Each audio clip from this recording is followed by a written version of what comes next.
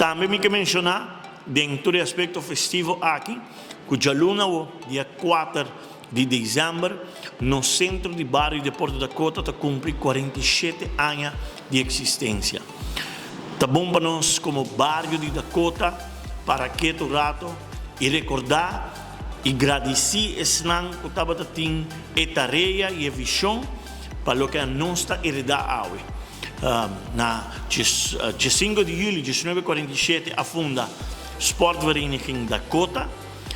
que é Angelo condena um clubhuis. Para a lo largo de anos 60, sabe haver desejo para ter algo mais grande que simplesmente clubhuis para time de futebol. Hoje, nós temos centro de bairro e deporte da Dakota caminha.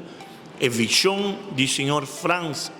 Dudo Adonis, que em paz descanse, senhor Alvin Slur, que em paz descanse, senhor Oti Oliveira, que em paz descanse, senhor Jiménez, Alfonso Jiménez, e também outro nome, que a senhor Ronnie Petronia, que estava testando a decidir Bampe e reto para construir uma facilidade que caminha da cultura, educação, arte, deporte,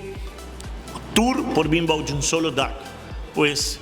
a luna, 4 de dezembro, está 47 anos que nós temos no centro de bairro e deporte da Dakota, dentro da existência total, e nós estamos sumamente agradecidos. E pensei, nós não queremos lá que a fecha que passa bem, só mais, sem mencionar, para nós bairros de Dakota, para nós poder recordar e ser agradecido a Deus que nós estava tendo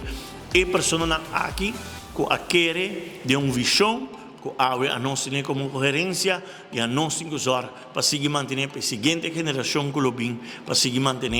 o centro de bairro de Porto Dakota aqui ativo e vivo e presente na comunidade urbana.